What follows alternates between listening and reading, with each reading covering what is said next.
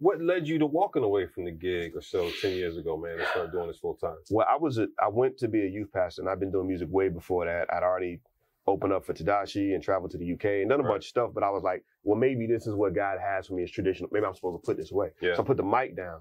And then in January 2013, it was really clear through just prayer, fast, whatever, God was like, yo, pick it back up and go full time. Yeah. And I was like, but I don't have any money to do that. And nobody knows who I am. That's a horrible move.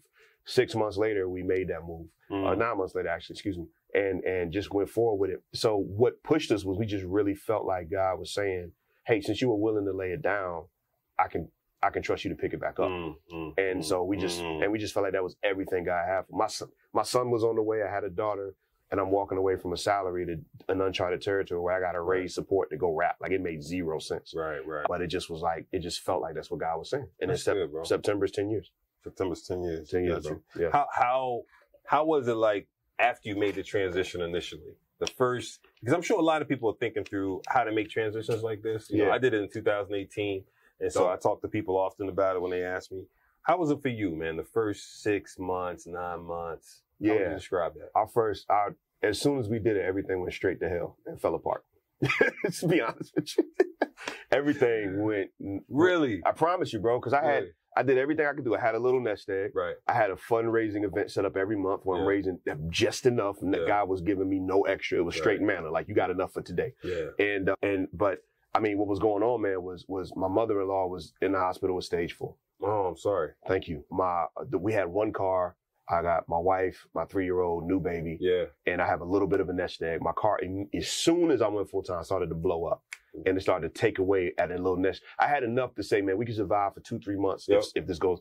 And immediately it started to get 500,000. Wow. It just started taxing. And I'm like, God, come on. What's going on?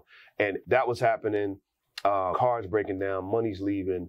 Mother-in-law's passing away. I'm trying to run around and fundraise, pick up my wife, make trips to the hospital at night, pick up everybody from school and work and all that, drop them off, do it again. And it was hell, bro. It was hard. Wow. And I remember the reason, I'm glad DJ Noble's on the live right now.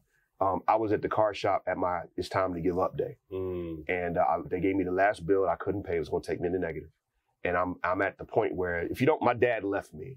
So I didn't want to ever fail my family. And now I feel like I failed my family. I risked everything and I lost. And I'm at the dealership. They give me the bill. I step outside, tears in my eyes. I look up to heaven like, God, I thought you had my back. I waited for 6 months. I prayed. I fasted. We sought counsel. We did everything. I'm not trying to make a dream work. I felt like you said do this. Right. And I said, if I'm supposed to keep going, I need a sign and I need it now, please. My phone rang before amen. And it's DJ Noble. We don't talk on the phone. That's my man. We just don't talk regularly. Right. And he was like, bro, I'm not one of these people, so please don't think I'm weird. But I really feel like God told me to call you right now and say, don't give up. Does that mean anything to you? Wow. Yeah, bro, I'm just, you know what I mean? In that moment, I'm just like, how, bro? Yeah. And then God just kept telling us to plow, and then donations came in. Out of nowhere, somebody gave us a big check to carry us for 3 months into the new year. And then in April, I remember this, I reached a day where I couldn't pay myself again. And I was like, this is the Friday, I can't do it. Right. And my wife, who's the really practitioner spreadsheet, accountability, she's like, God's going to provide. She jumped out on faith. And then we got a check in the mail on the day I was supposed to pay myself to the penny. I was supposed to pay myself. And it was just like, God has really got our back. And it's not easy at all. And I want more stability. Yeah. But God has our back. Let's keep going. Started from all hell broke loose. All hell broke loose. Two crazy points of affirmation, man. And that call, I'm sure, from Noble was crazy.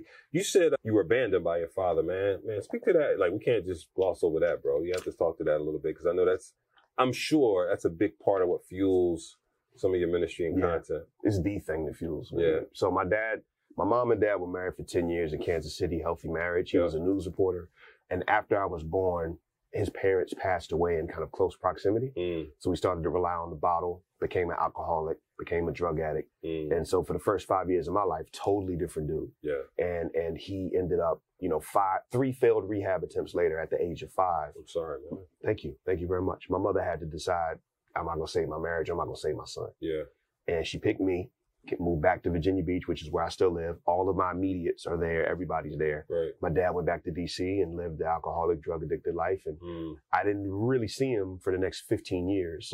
Save one time, my mom tried to let me see him and he was unhealthy. She's like, I can't let you around him, whatever. Yeah. So At 20, he wrote me a letter. He said, I need to see you and apologize for missing your life.